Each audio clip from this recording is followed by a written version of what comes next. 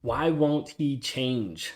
Maybe you've wondered this, why the narcissist, the toxic person in your life, why he won't actually change, especially for you.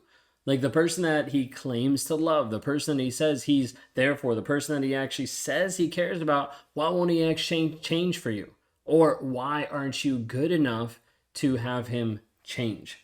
These are one of the big questions that people ask of like, why won't he change for me? Wondering like what is wrong with you, wondering why you're not good enough, wondering if he's going to change for the next person. This whole aspect of narcissism change oftentimes has this big compelling question is, why won't he?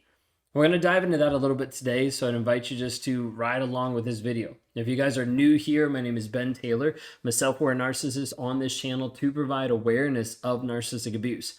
I help break people free from being in toxic relationships, whether that's physically or just mentally and emotionally being stuck, obsessing over that person with or without them, being stuck in a trauma bond, always going back through the same cycle. Maybe you found yourself with toxic people over and over and over again, where it's the same thing, it's just different faces, different masks that you're dealing with from person to person.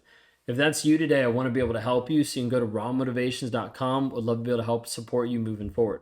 If you haven't already, hit subscribe, because we'll have more videos like this coming out to show you how you can break free of narcissistic abuse. When we talk through this aspect of the narcissist's resistance to any type of transformation, you need to understand first and foremost like the narcissist's core belief system, like what is going on inside the narcissist's mind.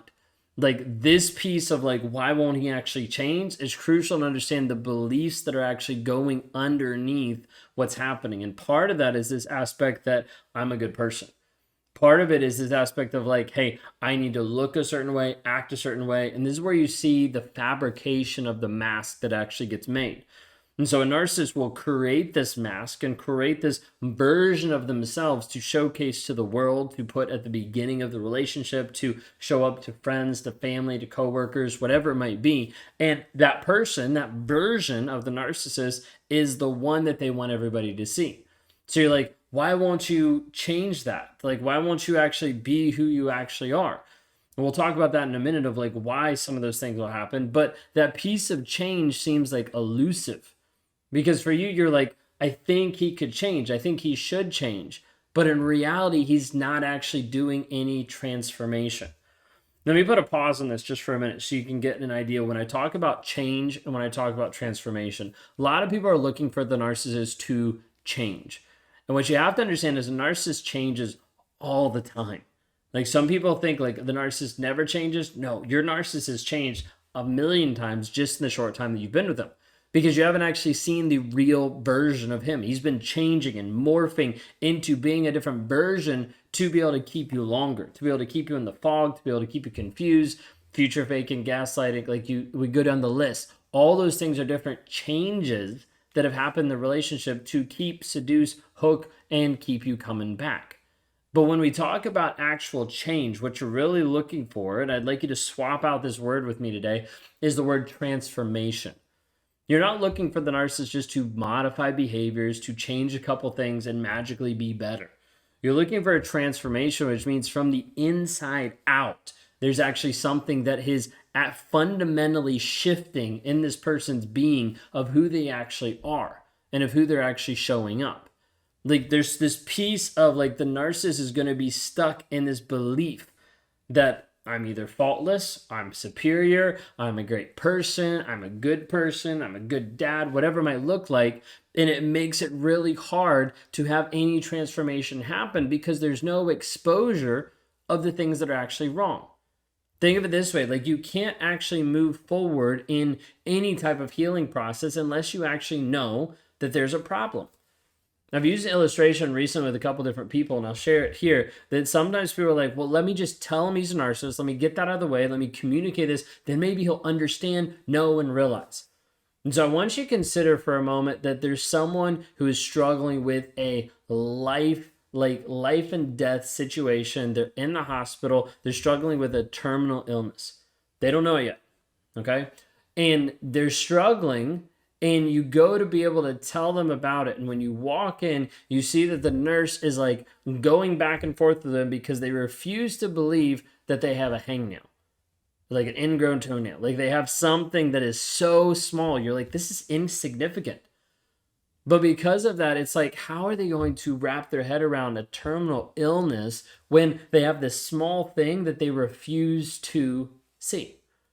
Now, when we talk about narcissism, it's not a small thing by any means. Let's call that the terminal illness. The small thing comes in the form of telling the truth. And so if you're going to a narcissist, you're like, hey, maybe if I tell this, he'll change, he'll transform, all these things will happen.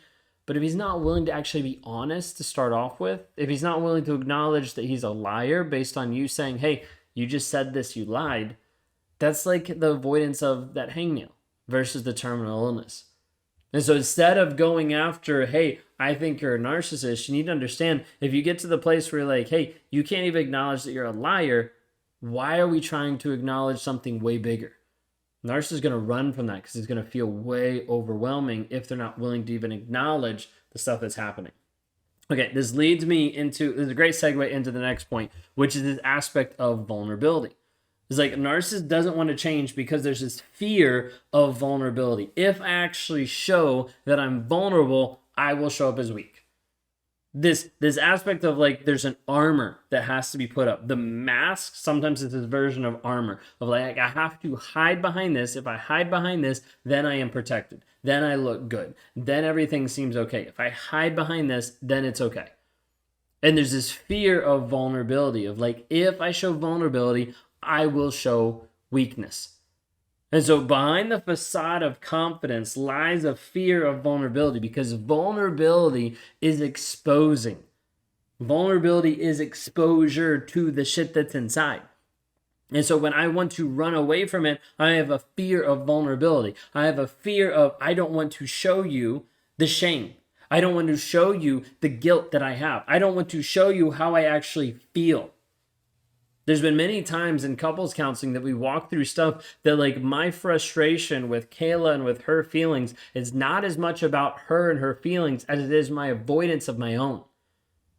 And so a narcissist oftentimes is running from that avoidance of like, I don't want to deal with my own feelings, so therefore your feelings are definitely an inconvenience because they're bringing up and they're reminding me of the things that I haven't worked on. They're reminding me of the things that I haven't done. They're reminding me of the shit that's inside that I don't want to feel.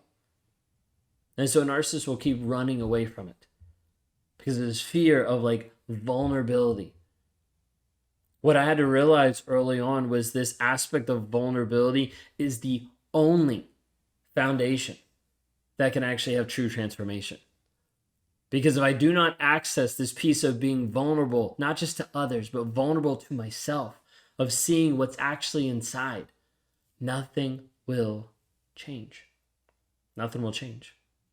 Nothing will happen. This piece of vulnerability is exposing, and it is terrifying for a narcissist. This is where you get into self-defense mechanisms that are abusive.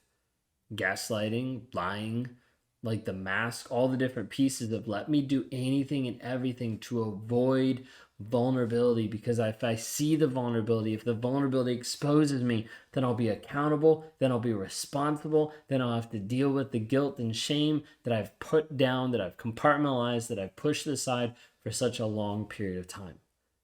It confronts insecurities, it confronts criticism, it confronts resistance, all these different things starts to expose. Narcissist hates to be exposed. So there's this fear of vulnerability. The other piece is the lack of insight and the lack of empathy. Like a narcissist is resistant to this piece of change because they're not willing to see and they're not willing to feel. Like there's this gap, there's this empathy gap. Like typically people are like, narcissist, oh, no empathy. Like that's typically the first answer that people know. Oftentimes narcissists lack having this piece of empathy, but oftentimes they lack the willingness to empathize. Because like if I have, like going back to when I talked about with Kayla with counseling, like if I have to empathize with her and her emotions, it means I have to feel mine.